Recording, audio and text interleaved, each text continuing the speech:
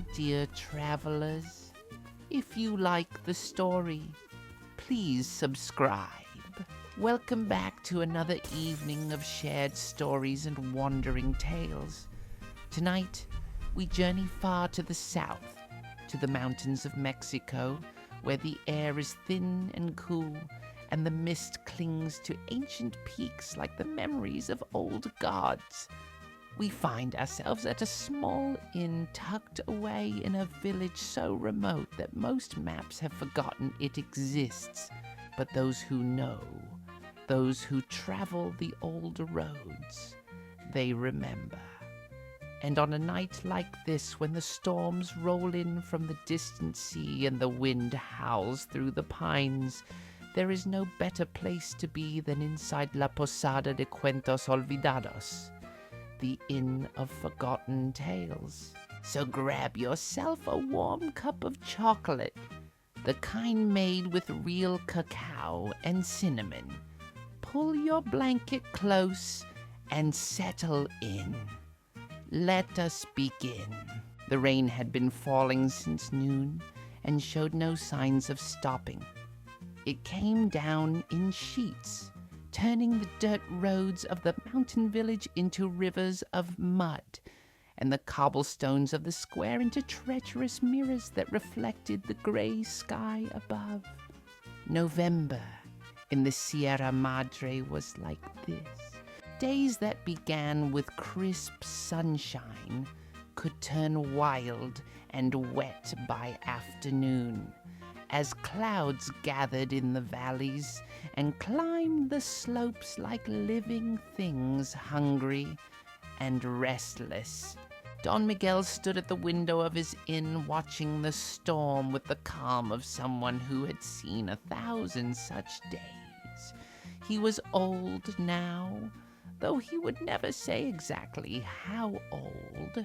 His hair was white as the snow that sometimes crowned the highest peaks, and his face was creased with lines that spoke of laughter, sorrow, and countless stories told beside countless fires. He wore a simple shirt of undyed cotton, and over it a vest embroidered with bright flowers and birds. His hands, gnarled and spotted with age, held a cup of hot chocolate that steamed gently in the cool air. The inn itself was a modest place built of adobe and timber in the old style. The walls were thick, keeping out the cold and the damp. The roof was red clay tile, slightly crooked in places, but it had never leaked. Not once in the 40 years Don Miguel had lived here. Inside, the main room was warm and welcoming. A fire crackled in the stone hearth that dominated one wall, its flames dancing and casting golden light across the rough wooden tables and benches. The ceiling was low and crossed with dark beams from which hung bundles of dried herbs, strings of dried chilies, and one very old guitar that no one had played in years. The smell in the inn was magnificent. There was the smoke from the fire, sweet and woody. There was the scent of chocolate, rich and dark, bubbling gently in a clay pot on the hearth. Don Miguel made his chocolate the old way, the way his grandmother had taught him when he was a boy. Cacao beans roasted until they were almost black, ground on a stone metate with cinnamon bark, a touch of vanilla, and just a whisper of dried chili. The mixture was then dissolved in hot water or milk, whisked until it frothed. It was thick, almost bitter, but deeply satisfying on a cold, wet day. The door to the inn rattled suddenly, pushed by a gust of wind that sent rain splattering against the windows. Don Miguel turned and smiled. He knew that sound. Travelers. The door opened, and in stumbled 3 figures, soaked to the bone and shivering. A young couple, not yet 30, the man tall and thin, the woman small and round, with bright eyes. Behind them came an older woman, perhaps 60, wrapped in a shawl that dripped water onto the floor. They stood in the doorway, blinking in the warm light, looking like drowned cats. "Please, please, come in," Don Miguel said, setting down his cup and hurrying forward. "Close the door before the rain steals all my heat, that is it. Come to the fire, warm yourselves." The travelers did not need to be told twice. They rushed to the hearth, shedding their wet cloaks and spreading their hands toward the flames. The young man's teeth chattered. The woman shivered so hard her whole body shook. The older woman simply stood very still, water pooling at her feet, her eyes closed in relief. "We were trying to reach the next valley," the young man said, his voice unsteady. "We thought we could make it before the storm hit, but the road, it became a river. Our cart got stuck. We had to leave it and walk. We saw the lights of your inn and we ran. You were wise to do so," Don Miguel said, nodding. "The storms in these mountains, they do not forgive foolish pride. But you are safe now. Sit, sit. I will bring you something warm to drink, and we will find you dry clothes." He moved with surprising speed for a man his age, pulling blankets from a chest near the wall and draping them over the travelers' shoulders. Then he ladled the thick hot chocolate into clay cups and pressed one into each of their hands. "Drink," he commanded gently. "This will bring you back to life." The young woman took a sip, and her eyes went wide. "Oh," she breathed, "oh, this is wonderful. I have never tasted anything like it." "It is my grandmother's recipe," Don Miguel said with pride. "She learned it from her grandmother, who learned it from the Olmecs, or so the story goes. Whether that is true or not, I cannot say, but it has been warming cold bones for a very long time." The older woman drank deeply and sighed with satisfaction. "Bless you, grandfather. You have saved us from a miserable night." "Nonsense," Don Miguel said, waving a hand. "You saved yourselves by being smart enough to come inside. I merely offered what any decent person would offer. But tell me, where are you traveling from? And where are you going in such weather?" The young couple exchanged a glance. "We are from the coast," the man said. "From Veracruz. We are traveling to my wife's family in Guadalajara. This is our first time crossing the mountains." "Ah, newlyweds," Don Miguel said, his eyes twinkling. "I can always tell. You have that look, like the world is still fresh and full of possibility. And you, Senora?" He turned to the older woman. "I am going home," she said simply. "I have been visiting my daughter in Puebla. She just had her first child, a beautiful boy. But I have been away from my own home for 3 months, and I miss it. I miss my chickens, my garden, my bed." Don Miguel nodded understanding. Home calls to us all eventually, no matter how far we wander.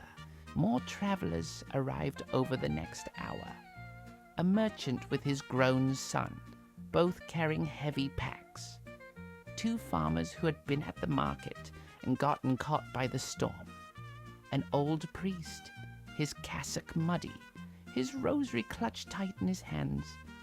Each one was greeted with warmth, given chocolate and blankets and guided to the fire. By evening, the inn was full. 10 travelers in all, plus Don Miguel. They sat around the tables, eating the simple meal he provided. Tortillas made fresh that morning, beans cooked with onions and epazote, rice with tomatoes. There was also queso fresco, crumbled over the beans, and if you wanted, a spoonful of salsa made from chilies that grew in Don Miguel's own garden behind the inn. As they ate, the conversation was light. People talked about the weather, about crops, about the price of corn, and the best routes through the mountains. But as the meal ended and Don Miguel began to clear the plates, a comfortable silence fell over the room. The fire crackled. The rain drummed on the roof. Outside, the wind moaned through the pine trees. The young bride looked at Don Miguel as he returned from the kitchen. "Grandfather," she said softly, "your inn. It has such a strange name. The Inn of Forgotten Tales. Why do you call it that?" Don Miguel smiled and settled into a chair near the fire. He picked up his cup of chocolate, which he had been refilling all evening, and took a long, slow sip. When he spoke, his voice was quiet, but it carried through the room like the tolling of a distant bell. "Forgotten tales?" he repeated. "Yes, that is what I call them. The stories that people used to tell long ago, before the world became so busy and loud. Stories about our land, our people, the spirits that walk beside us. Some of them are old, older than memory. Some of them are newer, but fading like footprints in sand near the tide line." He paused, looking into the fire, the flames reflected in his dark eyes. "I have been collecting these stories all my life," he continued. "I heard them from my grandmother, from the old ones in the village, from travelers like yourselves, and I keep them here." He tapped his chest over his heart. "I keep them alive by telling them, because a story that is not told dies. It fades away like smoke, like mist, and that would be a terrible loss." The merchant leaned forward, interested. "What kind of stories?" "All kinds," Don Miguel said. "Stories about the spirits that live in the mountains and the rivers. Stories about the old gods from before the Spanish came with their crosses and their horses. Stories about brave people and foolish people, about love and loss, about the mysteries that cannot be explained." The old priest made a small noise, somewhere between disapproval and curiosity. Don Miguel glanced at him and smiled gently. "Do not worry, Father. These are not the devil's tales. They are our tales. The stories of this land and the people who have lived here for thousands of years. Some of them are Christian, some are older. All of them are true, in their own way." The priest relaxed slightly and nodded. "I suppose every people has their stories. God speaks to us in many tongues." "Exactly so," Don Miguel agreed. The young wife shifted in her seat, pulling her blanket tighter. "Would you tell us one? A story, I mean. It is such a terrible night outside, and we have nowhere to go until the storm passes.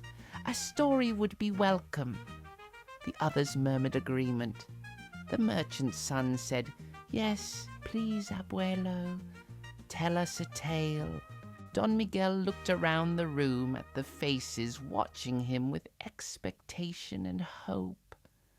Outside, the wind howled louder, and a crack of thunder rolled across the sky. The perfect night for stories. "Very well," he said, setting down his cup. "I will tell you stories. As many as you wish to hear until the storm passes or until dawn comes, whichever arrives first. But I warn you." And here his eyes glinted with something that might have been mischief. "Some of these tales are strange. Some are sad. Some might even frighten you a little. Not too much, I promise. Just enough to make the hairs on your arms stand up. Just enough to make you glad you are here, safe and warm, and not out there in the darkness." He gestured toward the window, where the rain lashed against the glass. "So," he said, leaning back in his chair and steepling his fingers, "where shall we begin? Shall I tell you about La Llorona, the weeping woman who wanders the rivers and lakes, crying for her lost children? Or perhaps El Cadejo, the spirit dogs who protect travelers on lonely roads? Or maybe you would like to hear about the Nagual, the shapeshifters who can take the form of animals?" The room was utterly silent now, except for the fire and the rain. Every eye was on Don Miguel. The older woman spoke up. "Tell us about La Llorona. I have heard the name, but never the full story." Don Miguel nodded slowly. "La Llorona. Yes, that is a good place to start. It is one of the oldest tales and one of the saddest. But it is also one that teaches us something important about love and loss and the things we do in moments of terrible desperation." He shifted in his chair, getting comfortable. Outside, lightning flashed, illuminating the room for a brief moment before plunging it back into the warm glow of firelight. Don Miguel took a breath, and when he spoke again, his voice had changed. It was deeper now, more resonant, the voice of a storyteller who has told this tale 100 times and knows every word by heart. "Listen then, my friends, and I will tell you of Maria, of how she loved and how she lost and how her grief became something that would haunt the waterways of Mexico for all time." And with that, the first story began. The fire popped and sent a shower of sparks up the chimney. Don Miguel watched them rise and disappear into the darkness, and when he spoke, his voice was soft, almost a whisper. "This happened long ago," he began, "in the time when the Spanish had just arrived in our lands. The great city of Tenochtitlan had fallen, and a new world was being built on the ruins of the old. It was a time of confusion and sorrow, when the gods of our ancestors were being forgotten, and new gods were being taught to our children. In those days there lived a woman named Maria." He paused, letting the name settle in the air like a prayer. Maria was beautiful. Not just pretty, you understand, but truly beautiful, the kind of beauty that makes people stop and stare, that makes poets write verses and young men lose their senses.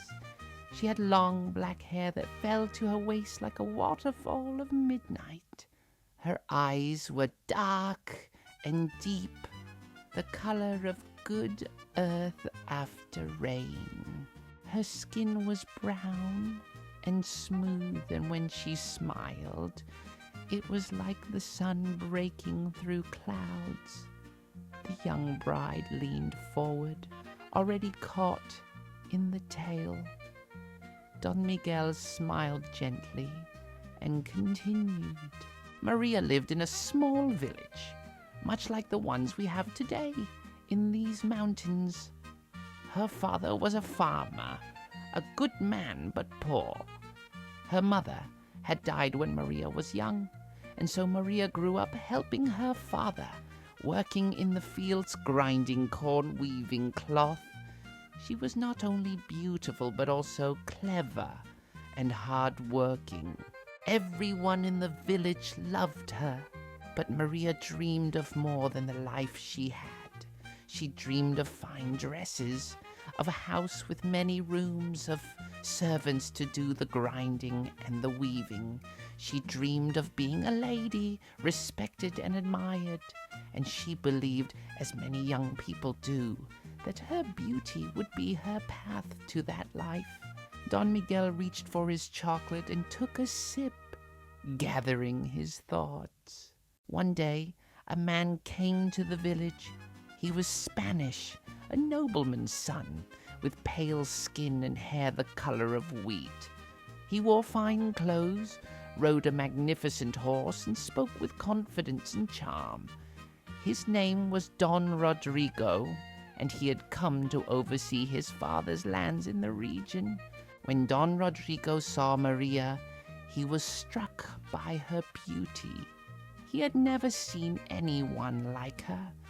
He began to visit the village often and always finding excuses to pass by Maria's house, to speak with her at the well, to watch her at the market. And Maria, she was flattered by his attention. Here was a wealthy man, a man of importance, and he desired her. The merchant nodded knowingly. I think I know where this is going. Don Miguel held up a hand. Perhaps, but let me tell it as it happened. Don Rodrigo courted Maria with all the passion of a young man who has never been refused anything. He brought her gifts, ribbons for her hair, a silver mirror, a shawl of the finest wool.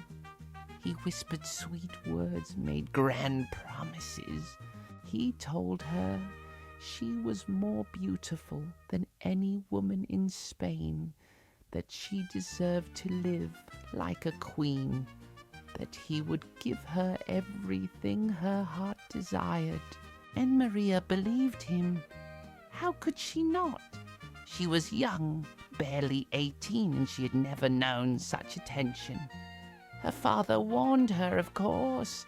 He told her that noblemen do not marry poor village girls, that she should be careful. But Maria did not listen. She was in love, or what she thought was love, and love makes us deaf to wisdom. The fire crackled. Outside, the rain continued its steady drumming. Don Rodrigo and Maria became lovers. In secret, away from the eyes of the village and the priests. And in time, Maria found herself with child, not just once but twice. She bore Don Rodrigo 2 sons, beautiful boys with their mother's dark eyes and their father's light hair. For a time, Maria was happy. She believed that surely now Don Rodrigo would marry her. How could he not? These were his sons, his blood. But Don Rodrigo always had an excuse.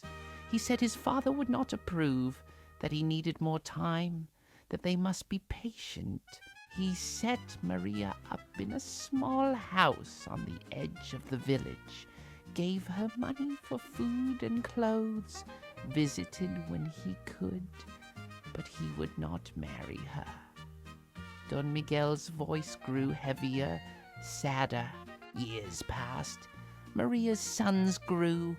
They were fine boys, bright and strong, and Maria loved them more than life itself. But she was lonely. She was neither wife nor widow, neither maiden nor respectable woman. The village whispered about her.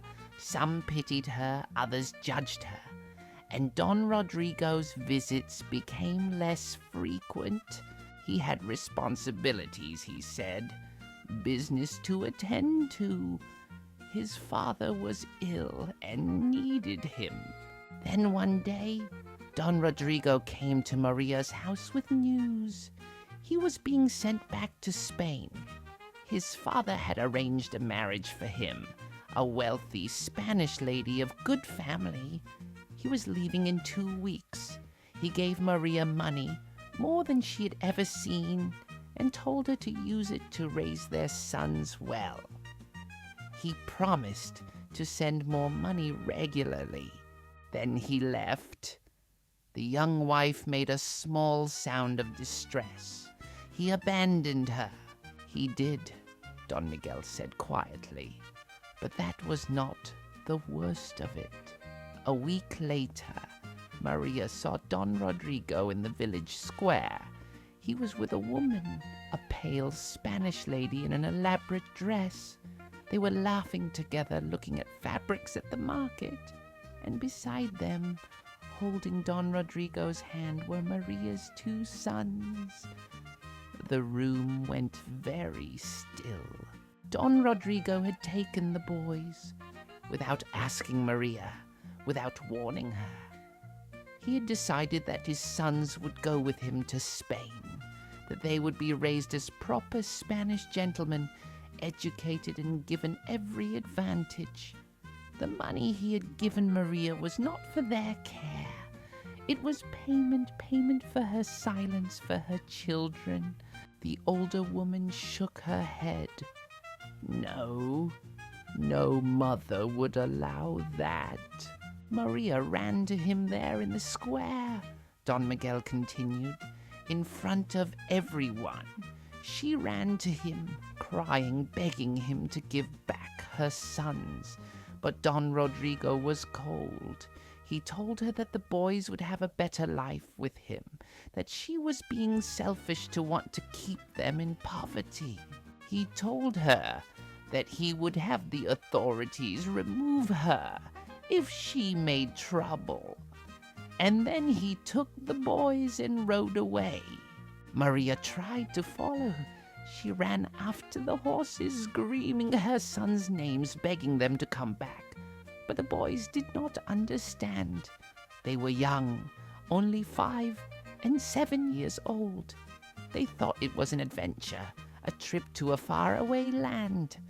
They did not realize they were saying goodbye to their mother forever. Don Miguel paused, and in the silence, the wind outside seemed to moan, a long and mournful sound. For 3 days, Maria did not eat, did not sleep, did not speak. She sat in her empty house, staring at the toys her sons had left behind, the little wooden horses Don Rodrigo had carved for them, the blankets she had woven. On the 3rd night, something broke inside her. Her grief became a madness, a terrible dark thing that consumed all reason. She walked out of her house and down to the river that ran through the village. It was night, and the moon was hidden behind clouds. The water was high and fast, swollen with spring rains.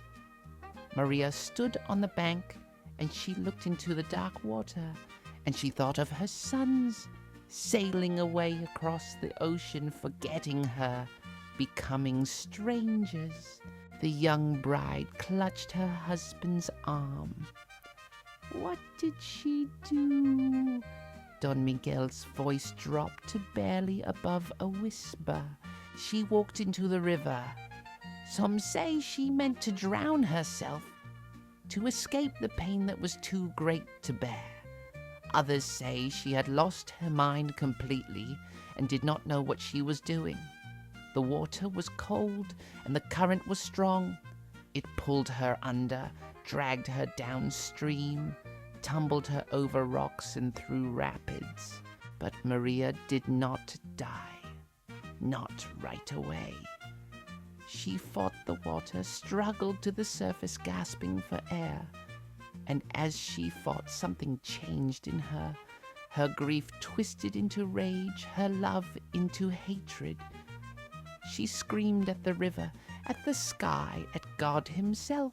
She cursed Don Rodrigo for his cruelty, cursed herself for her foolishness, cursed the world that had stolen her children. The river carried her for miles, battering her against stones, filling her lungs with water. When she finally washed up on the bank far from the village, she was more dead than alive. Her beautiful hair was tangled with weeds, her fine skin was torn and bleeding, her eyes were wide and empty. And that is when the transformation happened. In that moment between life and death, Maria became something else, something neither fully alive nor fully dead. A spirit, some say, a ghost. Her grief and rage bound her to this world, would not let her rest. She rose from the riverbank and began to wander, following the water, searching, always searching. The priest made the sign of the cross. Don Miguel nodded to him respectfully. To this day, on quiet nights near rivers and lakes, people hear her. They hear a woman crying, wailing in a voice that breaks the heart. "Ay, mis hijos," she cries. "Oh, my children, where are my children?" And if you see her, they say you should run, because La Llorona, the weeping woman, is dangerous in her madness. Some say she tries to take other children, thinking they are her lost sons. Others say she only weeps and wanders, forever searching for what she can never find. Don Miguel leaned back in his chair. My own grandmother claimed she saw La Llorona once when she was a girl. She was walking home late one evening, coming back from a neighbor's house where she had been helping with a birth. The path ran alongside a stream, and as she walked she heard crying. At first she thought it was a cat, or perhaps a night bird, but then she heard the words, "Mis hijos, mis hijos." My grandmother looked toward the stream and saw a figure there, a woman in a white dress, bent over the water, her long hair hanging down like a curtain. My grandmother was terrified, but she was also brave. She called out, "Signora, are you hurt? Do you need help?" The figure turned, and my grandmother saw her face. She said it was beautiful and terrible at the same time, like a skull covered with skin. The woman looked at my grandmother with eyes that held all the sorrow in the world. And then she spoke. The room was silent, everyone holding their breath. She said, "Have you seen my children? 2 boys, 1 5, 1 7, with dark eyes and light hair. Have you seen them?" And my grandmother, because she had a kind heart even in her fear, said gently, "No, Senora, I have not seen them. I am sorry." La Llorona stared at her for a long moment, and then she began to weep again. Great tearing sobs that echoed through the night, and then she faded like mist in the morning sun until she was gone. Don Miguel picked up his cup and found it empty. He rose slowly and went to the hearth, ladling more chocolate into his cup. No one spoke. The only sounds were the fire and the rain. When he returned to his seat, the young wife asked quietly, "Is it true? Does La Llorona really exist?" Don Miguel smiled, but it was a sad smile. I cannot say what is true and what is legend, child. But I will tell you this. Grief is real. Pain is real. The things people do when they are desperate and broken, those are real. Whether Maria truly became a ghost or whether the story is a warning, a way for mothers to tell their daughters to be careful with their hearts, to choose wisely, to value themselves, I do not know. But the story lives. It has lived for hundreds of years, and it will live for hundreds more. And perhaps that is its own kind of truth. The merchant's son spoke up. My mother used to threaten us with La Llorona when we misbehaved. She would say, if you do not come inside before dark, La Llorona will get you. We would run home so fast. He laughed, but it was a nervous laugh. Yes, Don Miguel said, many mothers do that, and perhaps it is cruel to frighten children so, but perhaps it also keeps them safe. A child who fears La Llorona will not wander alone by the river at night. He will not take foolish risks. Fear can be a teacher when used wisely. One of the farmers cleared his throat. My cousin swears he heard her once, down by the irrigation ditch behind his fields. He said it sounded like a woman crying, but when he went to look, there was no one there, just the sound of water and wind. Perhaps it was the wind, Don Miguel said gently, or perhaps it was La Llorona. Who can say? The world is full of mysteries, my friend. We are wise to approach them with respect and humility. The old priest had been silent throughout the story, but now he spoke, his voice thoughtful. There is a version of this tale in the Bible, you know. Rachel, weeping for her children, refusing to be comforted because they are no more.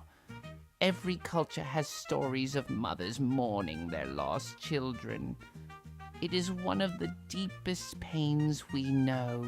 Exactly so, Father, Don Miguel said warmly. The details change, but the heart of the story remains the same. Love and loss.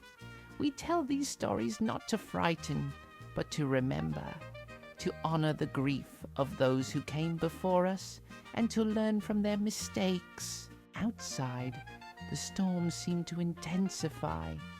Thunder rumbled in the distance and the rain beat harder against the windows. But inside the inn, warmed by the fire and the chocolate and the shared story, the travelers felt safe and content. The young husband put his arm around his wife. That was a sad story, abuelo. Do you have any happier ones? Don Miguel chuckled. Oh yes, I have all kinds. Some are sad, some are happy, some are frightening, some are funny. The night is long, my friends, and the storm shows no sign of stopping. Shall I tell you another? The answer came in a chorus of yeses. Don Miguel smiled and settled deeper into his chair, pleased to have such an attentive audience. He thought for a moment, considering which story to tell next, and then his eyes lit up with an idea. Let me tell you about something more recent, he said. A modern legend, if you will. This story happened in my own lifetime, when I was a young man, full of foolish courage and curiosity. It is the story of El Chupacabra, the goat sucker. And with that, he began his second tale, the fire crackling merrily, the storm raging outside, and the travelers listening with rapt attention. This happened in the year 1975, Don Miguel began, his eyes taking on a distant look as he traveled back through memory. I was not yet old. not yet gray. I still had strength in my arms and fire in my blood. I was living then on my uncle's ranch, far to the north, near the border with the United States. It was dry country, all dust and scrub and endless sky. We raised goats there, hundreds of them, tough little animals that could survive on almost nothing. He shifted in his seat, getting comfortable. My uncle, Tio Bernardo, was a hard man, weathered like old leather by the sun and wind. He did not believe in nonsense, as he called it. No ghosts, no spirits, no magic. Only work, prayer, and sleep. He would have scoffed at La Llorona, would have told you it was superstitious foolishness. But that year, something happened that shook even his certainty. The merchant leaned forward. What happened? It started in August during the hottest part of summer. The kind of heat that makes the air shimmer and dance, that bakes the ground until it cracks. One morning my uncle went out to check on the herd as he did every day at dawn. But when he reached the far pasture, he found something that made his blood run cold. 3 goats were dead. Not sick, not old. Dead. And they had been drained of blood. The young wife gasped. Don Miguel nodded. Drained completely, like wineskins that had been emptied. Their bodies were intact. No torn flesh, no sign of struggle. Just 2 small puncture wounds on the neck, and all the blood gone. My uncle stood there in the rising heat, staring at these impossible corpses, and for the first time in his life he did not know what to think. He buried the goats and said nothing to the rest of the family. He thought perhaps it had been some kind of disease, something he had never seen before. But 3 days later, it happened again. 5 goats this time, all in the same condition, drained, bloodless, with those strange puncture marks. Now, my uncle was worried. He called in the veterinarian from the nearest town, a man named Dr. Ruiz, who had studied at the university in Mexico City. Dr. Ruiz examined the dead goats with great care.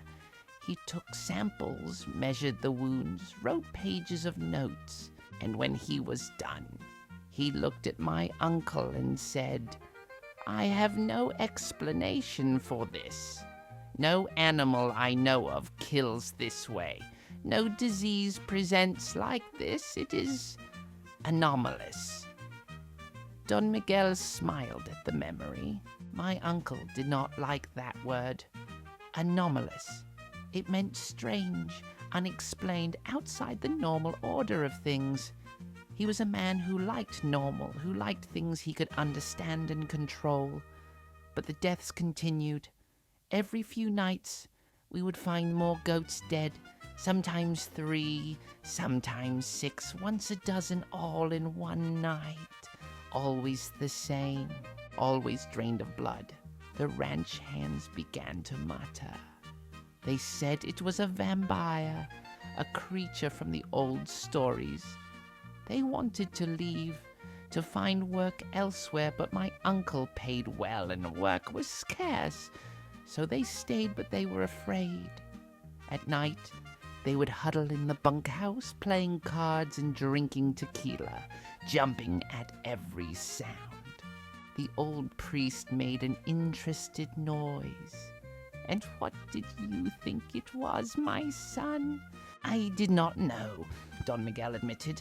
"I was young, and I wanted to believe there was a rational explanation.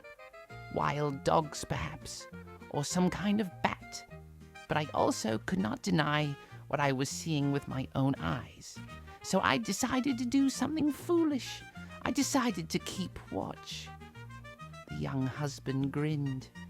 "You went out at night to catch it." "I did." My uncle said I was crazy, that I would end up dead like the goats, but I was stubborn, as young men are. I took my rifle, a good bolt-action Winchester, and I took a blanket and a canteen of water.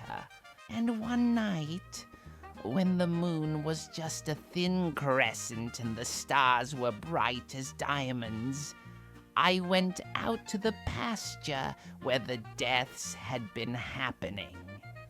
Don Miguel paused, remembering. I found a spot on a small rise where I could see the whole pasture.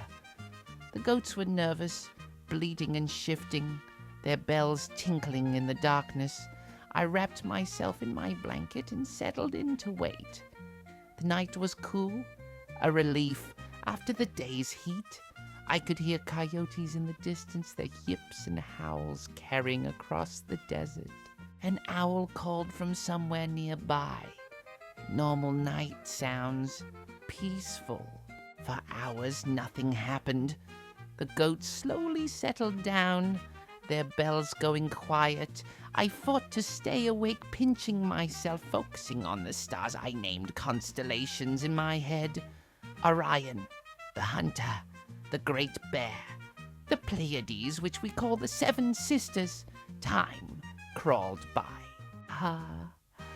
And then, around 3 in the morning, when the night is at its darkest and coldest, I heard something. The room was utterly silent except for the fire. It was a sound unlike anything I had ever heard. Not quite a hiss, not quite a growl. Something in between, something alien and wrong. The goats heard it too. They began to panic, bleating and running, their bells clanging wildly. I grabbed my rifle and strained my eyes into the darkness, trying to see. At first, I saw nothing. Just shadows and goats running in terror. But then, at the edge of my vision, I caught movement. Something low to the ground, moving fast, darting between the animals with incredible speed. I raised my rifle, trying to get a clear shot, but it was too quick, too elusive. Then, for just a moment, it passed through a patch of starlight, and I saw it. Everyone leaned forward. "What did you see?" the merchant's son asked breathlessly. Don Miguel hesitated, choosing his words carefully. "I saw something that my mind could not fully process. It was small, perhaps the size of a large dog, but it did not move like a dog. It moved like a lizard, low and sinuous, but also like a monkey, with a strange hopping gait. Its skin looked leathery, hairless, and its eyes, when they caught the light, they glowed red like hot coals. I was so shocked that I froze. I should have shot, should have done something, but I just stared. The creature grabbed a goat, a young billy, and brought it down with shocking strength. The goat struggled for only a moment, and then went still. The creature bent over it, and I heard a horrible sucking sound. That broke my paralysis. I stood up, raised my rifle, and fired. The shot echoed like thunder across the desert. The creature shrieked that awful hissing growl again and released the goat. It turned and looked directly at me, and I swear to you, my friends, I felt its intelligence. This was not just an animal. This was something that thought, that knew. And then it ran, faster than anything I have ever seen. In seconds, it was gone, vanished into the darkness like smoke.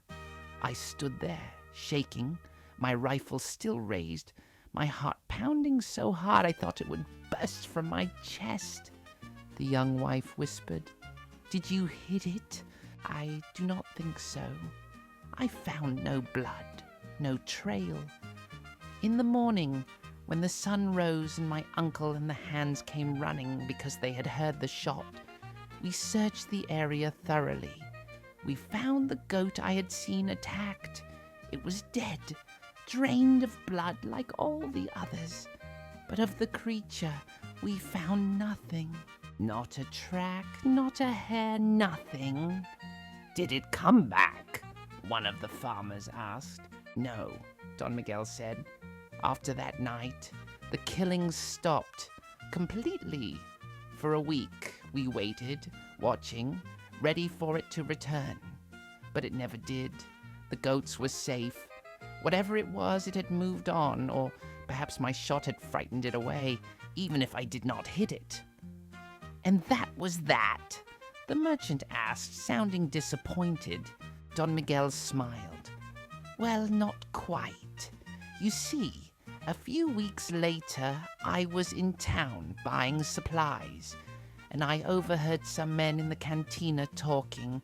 They were from a ranch 50 miles to the south, and they were describing strange deaths among their sheep. Drained of blood, they said. Puncture wounds in the neck. I listened, and I felt a chill run down my spine. The creature had moved on, but it was still out there, still hunting.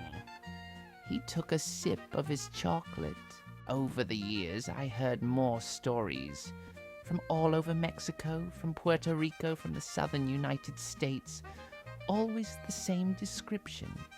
A strange creature, hairless, with glowing eyes that killed livestock and drained their blood. People began to call it El Chupacabra, the goat sucker. It became a legend, a modern myth. Do you think it was real? The priest asked. What you saw that night? Don Miguel considered the question.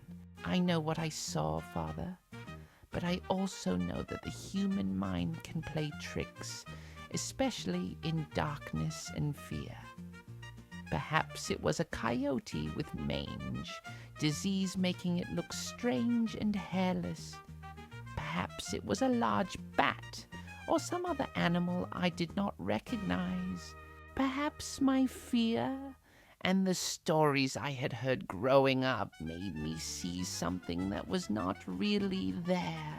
Or perhaps, and here his eyes glinted in the firelight, perhaps it was exactly what it appeared to be, a creature unknown to science, a thing that exists in the spaces between what we know and what we do not.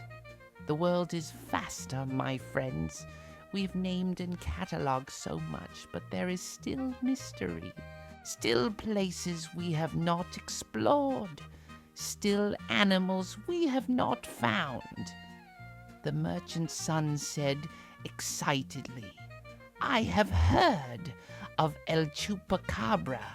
There are videos on the internet, photographs. People are still seeing it. Yes, Don Miguel agreed. And that is what makes this story different from the old legends. La Llorona is from the past, from a time when the Spanish first came. But El Chupacabra is now. It is happening in our lifetime. People report sightings every year. Scientists investigate. Skeptics debunk. Believers remain convinced. It is a living legend still being written. The old woman spoke up. My nephew works for a newspaper in Monterey. He told me they get reports of chupacabra sightings several times a year. Usually it turns out to be dogs or coyotes with skin disease, but not always. Sometimes there is no explanation. Exactly, Don Miguel said. And that is the fascinating thing. In our modern world, with all our science and technology, we still have mysteries. We still have things that make us wonder. El Chupacabra is a bridge between the old ways of thinking and the new. Our grandparents had their ghosts and spirits.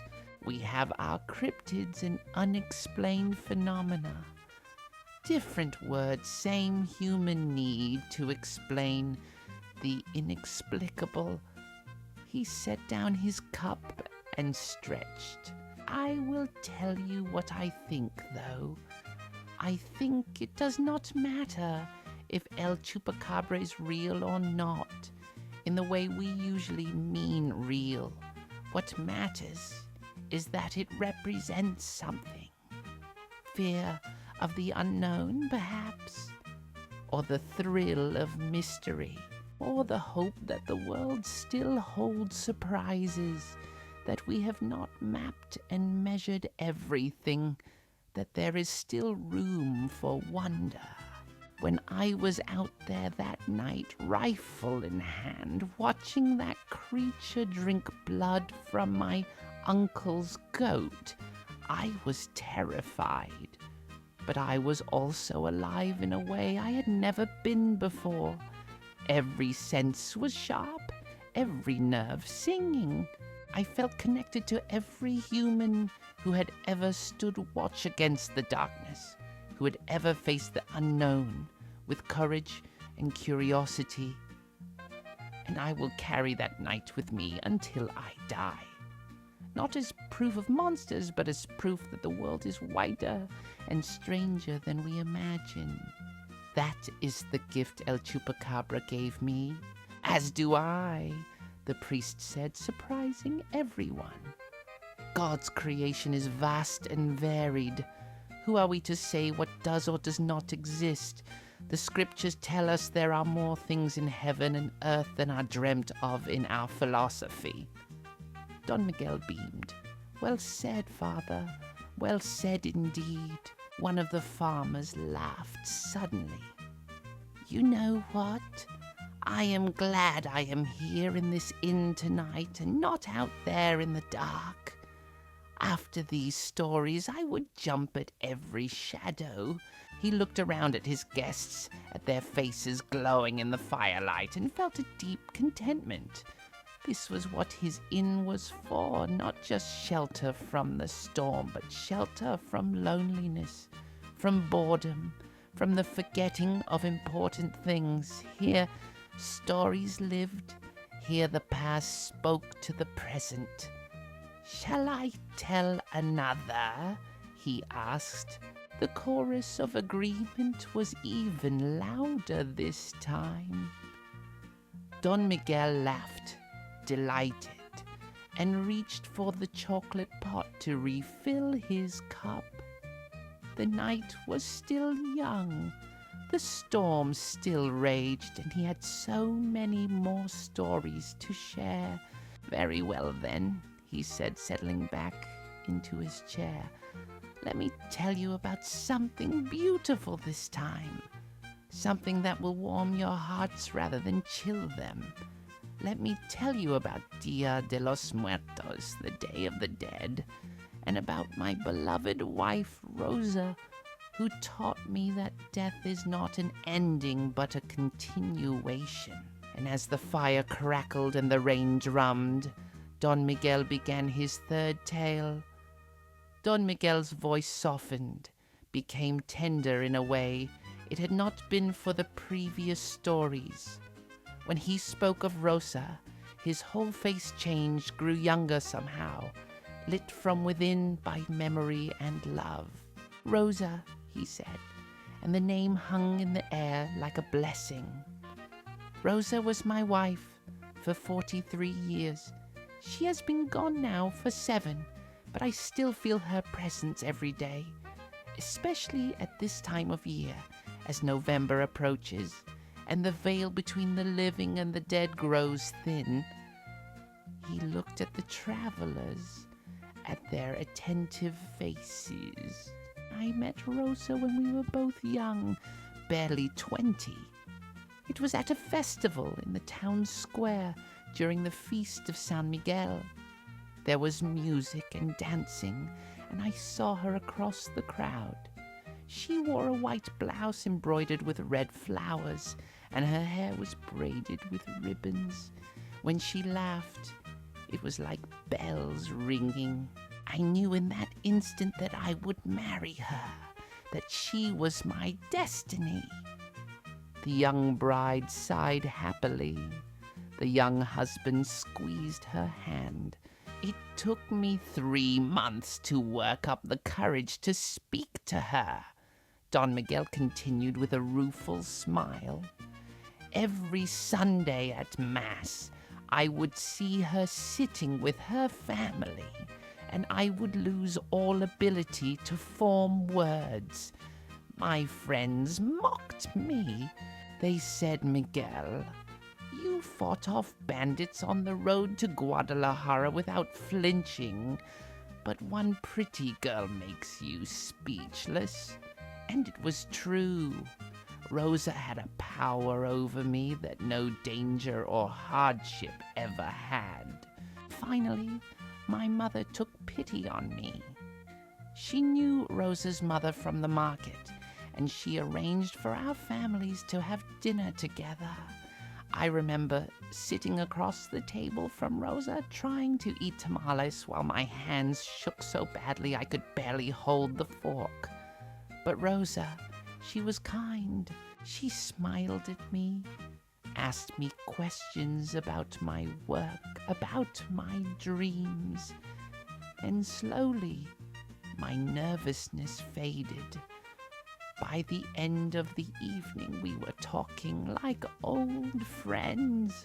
We courted for a year, properly, with her father's permission. I would visit her house on Sunday afternoons, and we would sit in the courtyard, her mother always present as a chaperone. We talked about everything, books we had read, places we wanted to visit, the kind of life we hoped to build together. Rosa was educated, which was unusual for a woman of that time. Her father had insisted she learn to read and write, said a sharp mind was a gift that should not be wasted. Don Miguel paused to sip his chocolate. We married in the spring, when the jacaranda trees were blooming and covering the streets in purple flowers. It was a simple wedding, but beautiful. Rosa wore her mother's dress, and I wore a new suit that cost me 2 months' wages. Father Julio married us in the old church, and afterward there was dancing and food and music until dawn. We moved into this inn, which Rosa's uncle owned at the time. He was getting old and needed help running it. Rosa and I worked side by side, greeting travelers, cooking meals, keeping the rooms clean. It was hard work, but we were happy. Every day with Rosa was a gift. His eyes grew distant, seeing the past. Rosa loved Dia de los Muertos. She said it was the most important celebration of the year, more important even than Christmas or Easter. She would begin preparing weeks in advance, planning every detail with joy and reverence. And she taught me, city boy that I was, the true meaning of the Day of the Dead. That's the end of our story for today. We'll continue in the next episode. If you enjoyed the story, please subscribe to the channel. Thank you.